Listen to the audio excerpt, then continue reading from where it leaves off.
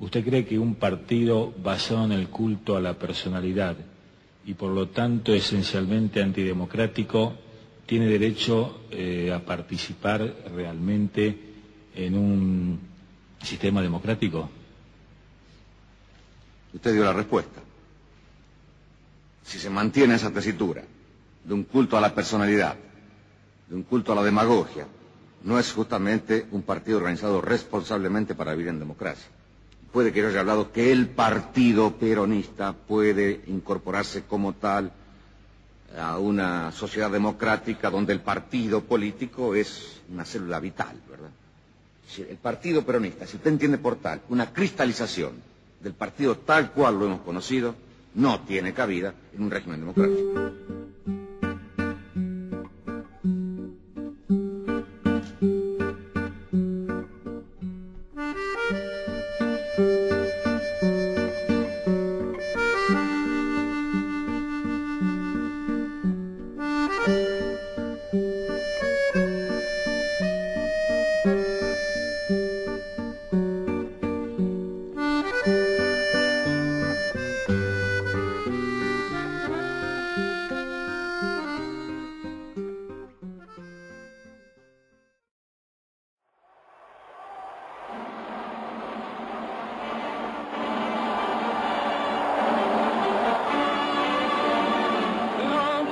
Nosotros éramos peronistas.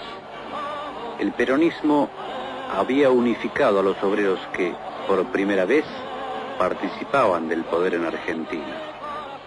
El gobierno de Perón terminó prácticamente con la dependencia del imperialismo. A su lado, Eva Perón conquistó con su obra el cariño de los humildes. Eso lo sabíamos todos. Pero lo que significaba el peronismo para nuestros enemigos, recién lo empezamos a comprender un año antes.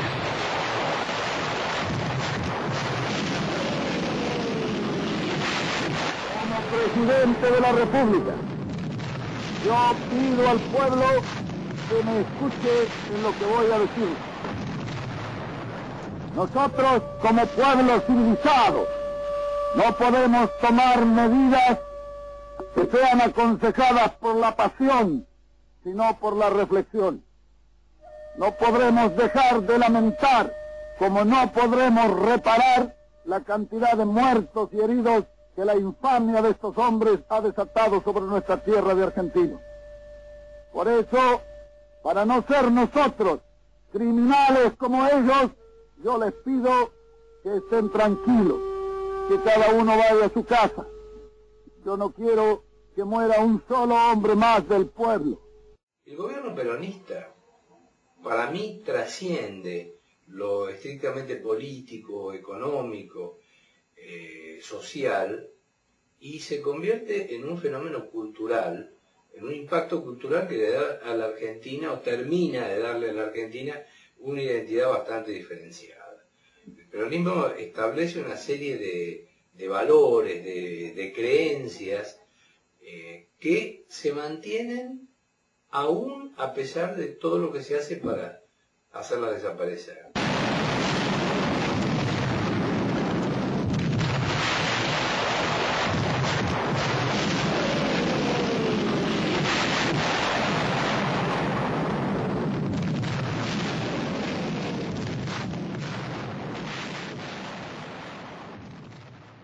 Cuando en el 55 lo derrocan a Perón, bombardean la Plaza de Mayo y luego Perón sale del país, yo salí a la calle a avivar la revolución libertadora. Las cámaras del noticiario panamericano captaron el 16 de junio la iniciación del Movimiento de Liberación Nacional.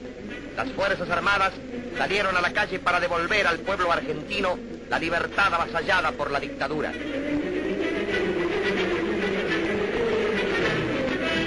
Nadie salió, nadie reclamó, nadie manifestó, nadie nada. Ni los familiares de esas víctimas, ni yo. Si yo hubiese dicho hay que salir contra esa masacre, Yo pienso que no hubiera habido un 24 de marzo del 76. Ya se hubiese dicho el nunca más entonces. Y Laura estaría viva. Estas escenas no requieren comentario. El drama que soportó el país hizo necesaria esta revolución libertadora, que no fue contra las instituciones, sino precisamente para salvar al pueblo de la soberbia de un dictador y el sometimiento a un régimen despótico. Al pueblo argentino, me he dirigido al pueblo de la República en las memorables jornadas revolucionarias para invitar a los argentinos a cumplir el mandato constitucional y alzarse en armas en defensa de la libertad. Lonardi y los nacionalistas militares que piensan y llegan a conversar con alguna dirigencia obrera y piensan en que en realidad todo lo propuesto por el peronismo era bueno, era positivo, pero se prostituyó porque hubo muchos ladrones, por la soberbia de la CGT y por la megalomanía de Perón, que era un tipo que no podía con su propia ambición personal, y eso lo llevó al conflicto con la Iglesia. Pero había que mantener lo esencial del peronismo. Sacar los ladrones, echarlo a Perón, domesticar un poco a los trabajadores y conservar lo demás. Esto era imposible. Y ahí hay como una primera gran discusión dentro del movimiento obrero, que es, recuperamos los sindicatos, lo ponemos al servicio de Perón, lo ponemos al servicio de la liberación, o aquellos que los habían reconquistado pensaban que eran territorio propio y no lo ponían precisamente para la causa de liberación, sino para sus propios objetivos.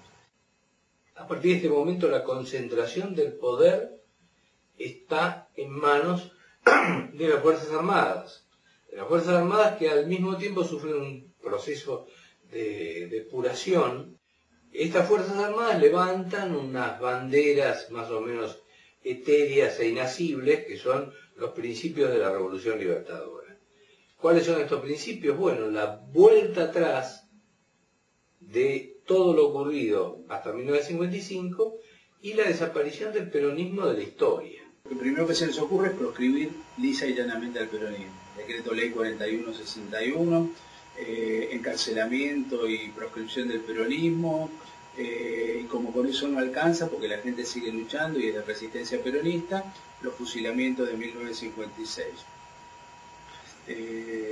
Eran fusilamientos innecesarios, porque digamos ya el alzamiento ese había sido detectado mucho antes y bien se podía haber capturado a los cabecillas o a los responsables y no hacer un baño de sangre. Porque ellos querían hacer un baño de sangre porque era una manera de escarmiento.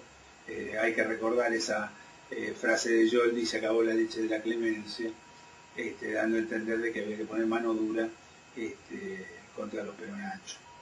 Precisamente después de la caída de Perón, cuando se quiere revertir esa situación, ya no va a ser posible porque la gente tenía conciencia de cuáles eran las conquistas sociales que había logrado y que no iba a permitir así nomás que se la sacaran, como podía haber sido en otro momento de la historia anterior a la llegada de Perón.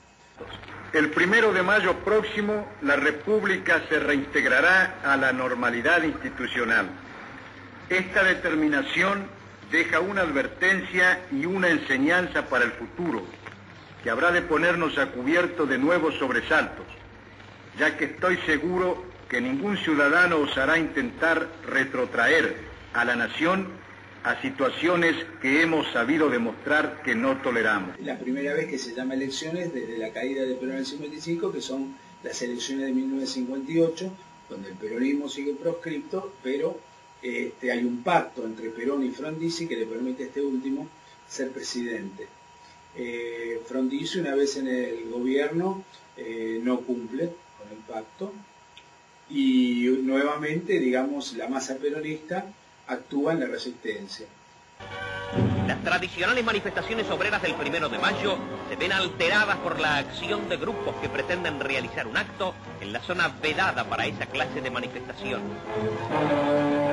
La intervención enérgica de la policía impide a esos núcleos concretar sus propósitos de desorden.